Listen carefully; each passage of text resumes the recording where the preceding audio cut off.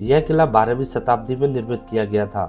एक समय में शौर्य, भव्यता और रणनीति महत्व का प्रतीक था, पर आज यह किला पूरी तरह से क्षतिग्रस्त अवस्था में है। देखिए, इसका मुख्य द्वार अब बंद कर दिया गया है क्योंकि किले की दीवारें टूटी फूटी हैं और खंडर में तब्दील हो चुकी हैं।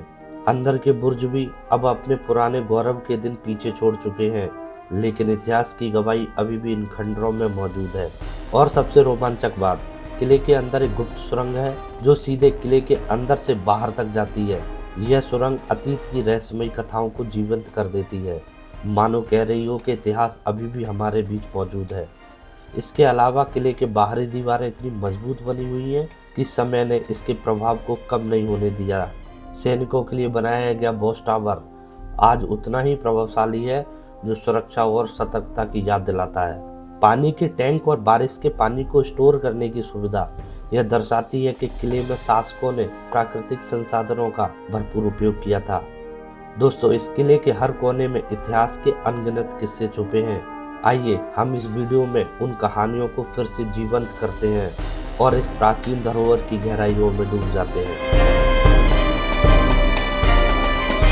दोस्तों, वो सामने आपको फोर्ट नज़र आ रहा है ना, ये जौबनेर का फोर्ट है। मैं आप लोगों को लेकर चलता हूँ ऊपर। दोस्तों, स्वागत है आपका एक नई वीडियो में। और आज के इस वीडियो में दिखाने वाला हूँ जौबनेर का फोर्ट। आप जब भी सर्च करेंगे ना जौबनेर फोर्ट, यूट्यूब पर कहीं आपको देखने नहीं मिलेगा। और मैं इस किले का एक एक पार्ट में आपको दिखाने वाला हूँ। बहुत सारी चीज़ें हैं देखने लायक इसमें, जो सभी कुछ कवर करूँगा। रास्ता थोड़ा बहुत ख़राब है तो मुझे संभल के चलना पड़ेगा। मेरे मित्र पंकज जी हैं, जो जौबनेर गाँव है ना, इसी के आसपास के लोकल स्थानीय लोग हैं। ये रास्ता में कवर कर लेता हूँ, उसके बाद शूट करूँगा, नहीं तो कहाँ से कभी भी मोबाइल वगैरह या स्टैंड वगैरह छूट सकता है मेरा, या मैं खुद गिर सकता हूँ। ये सामने जौबनेर आपको सिटी नज़र आएगी। बेसिकली एक कस्बा है छोटा सा। ये जौबनेर फोर्ट दिखाई दे रहा है ना, यहाँ तक चलना है मुझे। फिलहाल रास्ता सही आ गया है। जो इंटरनेट पर जानकारी उपलब्ध है उसके हिसाब से यह किला 12वीं शताब्दी में चौहान राजपूतों द्वारा बनवाया गया था। उसके बाद में कई और शक्तिशाली राजपूतों ने इस किले पर शासन किया, जिसका उल्लेख कुर्मविलास नामक ऐतिहासिक काव्य में मिलता है। इस किले पर चौहानों के बाद में 17वीं और 18वीं शताब्दी में हमीरदीय और खंगारोत कछवाओं का आधिपत्य रहा और 19वीं शताब्दी में ब्रिटिश शासक यानी अंग्रेजों का भी राज रहा। इस किले के अंदर मंदिर भी मौजूद है। मैं आपको ऊपर लेके चलता हूँ मंदिर में।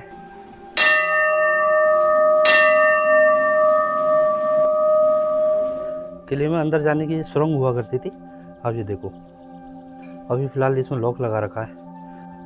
यहाँ से अभी मंदिर में सीढ़ियाँ चढ़ाता मैं, वो रास्ता है ये फ़िलहाल अभी बंद कर रखा है। ये अंदर जाने की सीढ़ियाँ हुआ करती थी पहले। ये जो गेट नज़र आ रहा है, इसके अंदर पूरा किला है। ये शायद एक सुरंग रास्ता है, ये इसको भी बंद कर रखा है। ये देखो ऐसे चढ़ के आ रहा है। ये तो भैया भी आ गया। ये इन्होंने रास्ता बताया था। इस किले के बारे में अधिक जानकारी उपलब्ध नहीं हो पाई है, जिसके कारण मैं अपने अनुभव के हिसाब से इस किले को आपको समझाने की कोशिश करूंगा। आइए देखते हैं महल के अंदर क्या क्या बना होगा। राज परिवार के लिए सुंदर महल बनाए गए होंगे। वहाँ से चढ़ने वाली सीढ़ियाँ हुआ करती थी, जो फिलहाल अभी टूटी पड़ी हैं। जहाँ दरबार हॉल हुआ करता होगा। राजा अपने राज्य की मुख्य बैठकें किया करते होंगे। राजा रानी और राज परिवार के लिए निजी कक्ष बने होंगे, जिसको राजसी कक्ष बोला जाता है। अतिथि गृह बने होंगे, जहां अन्य राजघरानों के मेहमानों को ठहराया जाता होगा। किले के अंदर सैनिकों के रहने के लिए विशेष स्थान बने होंगे। अस्तबल बने होंगे, यहां घोड़े हाथियों को रखा जाता होगा।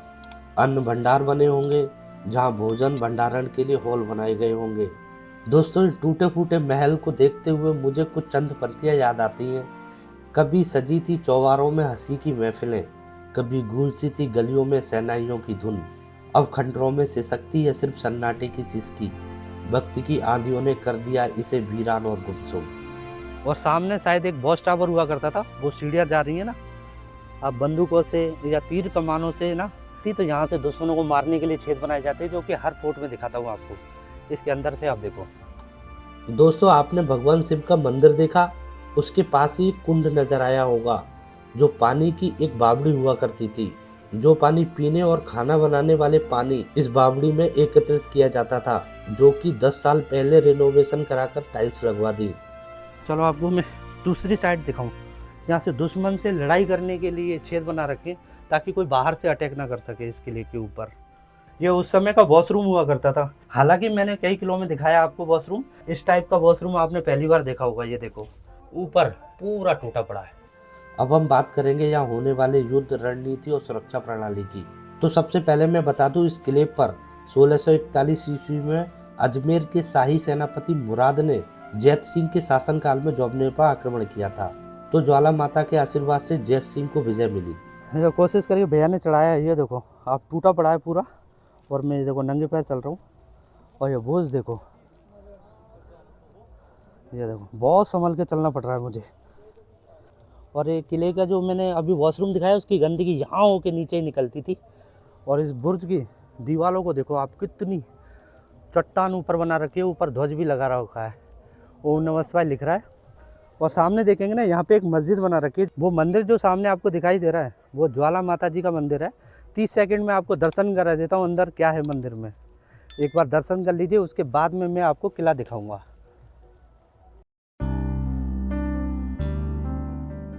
ये है ज्वाला माता का मंदिर। ज्वाला माता का मंदिर राजस्थान का एक प्राचीन एवं प्रसिद्ध शक्तिपीठ है, जिसकी शताब्दियों से लोक में बहुत मान्यता है। पौराणिक मान्यता के अनुसार भगवान शिव ने सती के शव को कंधे पर उठाकर तांडव किया था। उस समय सती का जानुभाग यानी कि घुटना जोबनेर पर्वत पर गिरा, जिसे ज्वाला माता या जापला देवी के रूप में पूजा जाता है। प्रतिवर्ष नवरात्रि के अवसर पर यहाँ एक विशाल मेला आयोजित किया जाता है, जिसमें दूर दूर से तीर्थयात्री एवं श्रद्धालु दर्शन करने आते हैं। और दोस्तों, मैंने आपको थोड़ी देर पहले बताया था कि साल 1641 में अजमेर के शाही सेनापति मोहम्मद मुराद ने जब इस किले पर आक्रमण किया था, तो इन्हीं ज्वाला माता के आशीर्वाद से यहाँ के शासक जैत सिंह को विजय मिली थी। ये जोबनेर फोर्ट जयपुर से 50 से 60 किलोमीटर दूरी पर है, और यहाँ से आप 30 किलोमीटर आगे जाएंगे तो नागौर डिस्ट्रिक्ट लगेगा। तो मैं आपकी इन्फॉर्मेशन के लिए बता दूं कि राजस्थान के जो फर्स्ट सीएम हुआ करते थे ना, हीरालाल जी शास्त्री, वो जोबनेर गांव के रहने वाले हुआ करते थे। फिलहाल अभी ये नगर पालिका बन चुका है जोबनेर। और जोबनेर गांव में ही ना जो राजस्थान का सबसे पहला विश्वविद्यालय, कृषि विश्वविद्यालय। तो दोस्तों, ज्वाला माता के दर्शन करने के बाद में अब हम चल रहे हैं इस किले के सबसे मजबूत और ऊंचे बुर्ज यानी वॉच टावर पर, जो कि 3 मंजिल है। अब हम सीढ़ियों के माध्यम से बुर्ज के सबसे ऊंचे स्थान पर आ गए हैं। यहाँ से सैनिक इस किले की पहरेदारी किया करते थे। और आप देखेंगे इस बुर्ज से किले का आगे का भाग और पीछे का हिस्सा साफ देखा जा सकता है, जो कि दुश्मनों पर अच्छे से नजर रखी जा सकती थी। इस बुर्ज के हर एक फ्लोर पर सैनिक तैनात रहा करते होंगे। ये जो आप बुर्ज में छेद देख रहे हैं, ये छेद तीर, भाले और बंदूक के लिए बनाए गए होंगे, लेकिन ये बड़ा वाला छेद तोप के लिए बनाया गया था, जो कि किले के पीछे वाले भाग पर हमला करने वाले दुश्मनों पर दागी जाती थी। बुर्ज का नीचे वाला प्रवेश द्वार सैनिकों के बैरक की तरफ खुलता था। जो हमने एंट्री की थी वो ऊपर वाला प्रवेश द्वार था, यानी गुप्त रास्ता।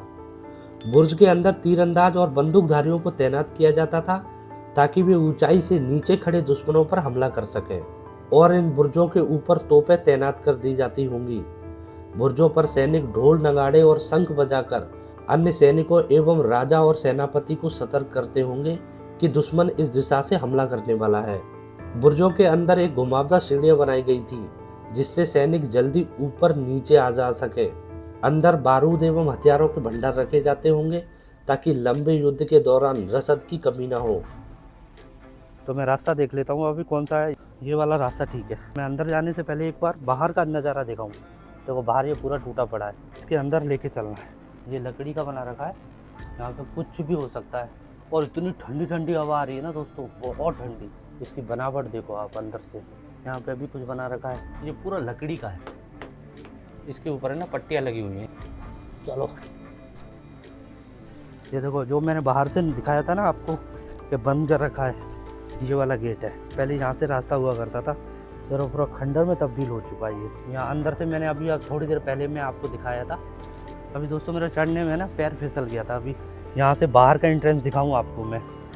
ये देखो ये बुर्ज है, और यहाँ इस रास्ते से होते हुए आया था। ये सैनिक का वॉच टावर हुआ करता था। किले के चारों ओर ऊंचे बुर्ज यानी वॉच टावर बनाए गए हैं, जिसको देखकर लग रहा है यहाँ से तोपें तैनात की जाती होंगी और दुश्मनों पर गोले दागे जाते होंगे। ठंडी ठंडी हवा चल रही है। वैसे सर्दी का मौसम है, लेकिन घूमते घूमते मुझे गर्मी लगने लगी थी। ये बुर्ज वगैरह भी टूटे पड़े।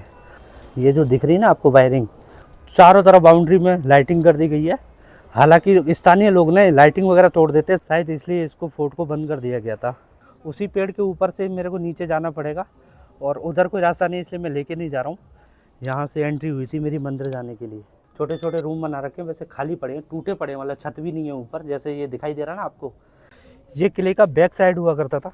ये देखो पानी के लिए बना रखा है बेसिकली। इस नाली के माध्यम से है ना पानी आता था पूरे फोर्ट का। दैनिक दिनचर्या के जितने भी यूज में आता है ना पानी, उस पानी के लिए संरक्षित किया जाता था, जिसको बोलते थे वाटर हार्वेस्टिंग सिस्टम। तो कैसे होता था वो मैं आपको बताता हूँ। अभी बैक साइड लेके चल रहा हूँ किले की। मैंने आपको वॉशरूम बताया था, उस बैक साइड का ये था। किले का जितना भी पानी हुआ करता था इस नाली के माध्यम से आता था, और कहाँ स्टोर होता था वो भी मैं आपको दिखाऊंगा। किले के बैक साइड में एक मस्जिद भी बना रखी है। हालांकि इसके अंदर एंट्री कोई नहीं है बैक साइड से। ज्वाला माता जी के दर्शन कराए उस पहाड़ी पर स्थित है। एक छोटी सी इंपॉर्टेंट चीज़ दिखा दूं आपको मैं। ऊपर जो आपको दिखाई दे रहा है ना, ये बेसिकली सैनिक का वॉच टावर हुआ करता था। ढोल ताशे नगाड़े लेकर के रहते थे। अगर कोई भी दुश्मन बैक साइड से अगर कोई आक्रमण कर दे तो उन ढोल तमाशों को बजा करके और सूचित कर दिया जाता था, ताकि दूसरे सैनिक एक्टिव हो जाए कि हमारे किले पर हमला हो चुका है। दोस्तों, आपको मंदिर के पास एक गुप्त रास्ता बताया था, वो मैं आपको बताता हूँ कहाँ जाके खुलता है। ये किले की बैक साइड हुआ करती थी। यहाँ से आप देखेंगे वो गुप्त रास्ता यहाँ आके खुलता था। कोई दुश्मन आक्रमण वगैरह कर देता था तो यहाँ से राजा अपनी परिवार को लेकर, रानियों को लेकर यहाँ से निकल जाया करते थे सुरक्षित। अब मैं आपको वाटर हार्वेस्टिंग सिस्टम दिखाता हूँ कैसे काम करता था। पानी आता था ना यहाँ से, तो उस पानी के साथ में गंदगी ना आए, इसलिए जाली को लगा दिया जाता था। ये देखो आप दोस्तों, आपको है ना पानी के टैंके दिखाता हूँ मैं आपको, जहाँ पानी को स्टोर किया जाता, जिसको बोला जाता था वाटर हार्वेस्टिंग सिस्टम। ये है किला और ये था मंदिर जाने का रास्ता।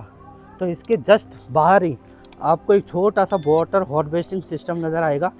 ये सीढ़ियाँ बनी हुई है ना, इसके नीचे एक जाली लगी हुई है, ये देख लीजिए आप।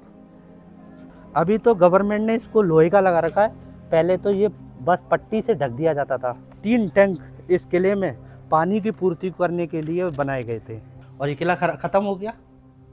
क्या गिर गया, कौन मरम्मत कराए? उनके 2 बच्चे हैं, उनके बच्चा नहीं था, फिर गोद लिया भाई का बच्चे को। क्या क्या नाम है उनके? अजीत सिंह जी था। हाँ। तो ये नीचे मेजर कॉलोनी है, उनके मेजर साहब थे, उनका बच्चा था। अजीत सिंह जी 2 भाई थे। एक मान सिंह जी था, मान सिंह जी वो भी गुजर गए, अजीत सिंह भी गुजर गए। अजीत सिंह जी के 2 लड़के थे, डॉक्टर संग्राम सिंह और युद्धवीर सिंह। और मैंने अंकल देखा पीछे एक मस्जिद भी है, उसकी क्या कहानी है? इनको जहाँ जगह मिलती है वहाँ कर देते। धार्मिक स्थान हिंदुओं का है, वहाँ पहले अपना कर देते ही। राज दरबार में भी रहते हैं, नौकर रखते ही है। हाँ हाँ, राजा लोग रखते हैं तो मुसलमानों भी रखते हैं, नौकर रखते हैं। तो उन्होंने कहा कि साहब हम कहते भाई उधर बना लेते ना, इसलिए बना लिया, और क्या। तो दोस्तों वीडियो ख़त्म करते हैं। आई होप आप लोगों के लिए पसंद आई होगी वीडियो। तो वीडियो को लाइक कर दें, पहली बार देख रहे हैं तो चैनल को सब्सक्राइब कर लें। फिर मिलता हूँ किसी और नई वीडियो में एक नई जगह। तब तक के लिए टेक केयर, धन्यवाद।